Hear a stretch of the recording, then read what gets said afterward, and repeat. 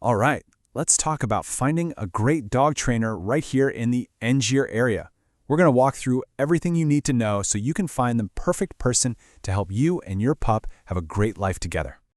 So when we talk about good dog training, what does that really look like in Angier? Well, picture this. You're taking a walk down Main Street, and your dog is trotting right beside you, no pulling. Or maybe you're at the farmer's market, and you can actually stop and have a conversation because your dog is holding a nice, calm stay.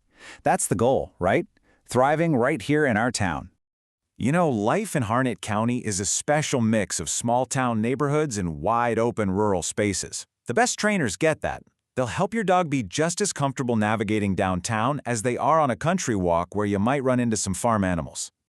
Okay, so before you start dialing up trainers, it really helps to know what you're looking for. So let's break down the different training methods you'll hear about, the kinds of classes available, and what all those letters after a trainer's name actually mean. You're going to hear this term a lot, positive reinforcement. And for good reason. It's what most modern experts recommend.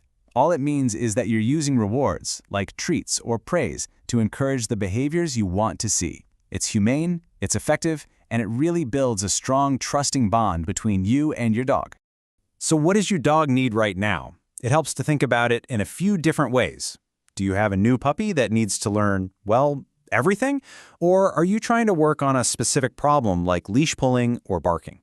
Figuring out your main goal is the best first step. Next, you'll need to think about the format. Group classes are fantastic for practicing good manners around other dogs and people, and they're usually easier on the wallet. But if the problems you're dealing with happen at home, like jumping on guests, private lessons give you that focused, customized help right where you need it most. You're probably going to see a bunch of acronyms after trainers' names. These aren't just random letters. They're certifications, and they show that a trainer is committed to modern, science-based methods and that they keep up with their education. Seeing something like CPDTK-A, for example, is a really good sign that you're talking to a professional. So, now that you know a little bit about the landscape, you're ready to actually start checking out some trainers. Let's get into the practical stuff. How to interview a professional to make sure they're a great fit for you and your dog. When you talk to a potential trainer, have some questions ready. You'll want to ask about their methods and listen for that positive reinforcement we mentioned. Ask them how you'll track your dog's progress. A good trainer will have clear goals. And here's a big one. Ask if they offer an evaluation. It's a great way to see if your personalities click before you commit. Of course, money is a big factor in any decision. So let's take a look at what you can expect to invest for different kinds of training services here in Angier and the surrounding Harnett County area. As you can see, the prices can really vary depending on what you choose. A group class that runs for a few weeks might cost a couple of $100s. On the other end, a really intensive board and train program is a much bigger investment. This should give you a good ballpark idea of what to plan for. A really popular option is a single private lesson in your home, which usually runs somewhere between $100 and $175. This can be super effective for tackling specific issues like countersurfing, because you're working on the problem in the exact spot where it happens. Okay, once you've started training, you're going to want to get out there and practice. So let's talk about the local rules you need to know and then some great spots to put those new skills to the test. This is one of the most common questions dog owners have. What exactly are the rules when you're out and about in town? The answer here is simple and clear. Your dog needs to be on a leash. A standard 6'1" is best in all public areas. That includes downtown and any local parks. It's really just about keeping everyone safe and being a considerate neighbor.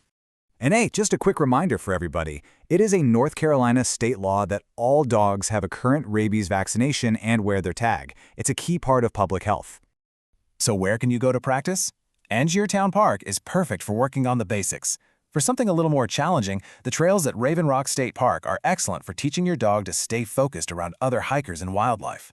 And if you're looking for some off-leash fun, the closest dog parks are just a short drive away in Fuquay-Varna and Holly Springs. You know, this really is the key. It's not about one magic training session. Real, lasting success comes from finding a trainer who uses good, humane methods, and then you putting in the consistent practice in your everyday life. Ultimately, this is why it all matters. Good training just opens up your world. It leads to those amazing, simple moments, like sitting outside at a cafe with your dog calmly resting at your feet, or taking a beautiful, stress-free hike at Raven Rock. It helps your dog become a true companion for all of your Angier adventures. Happy training!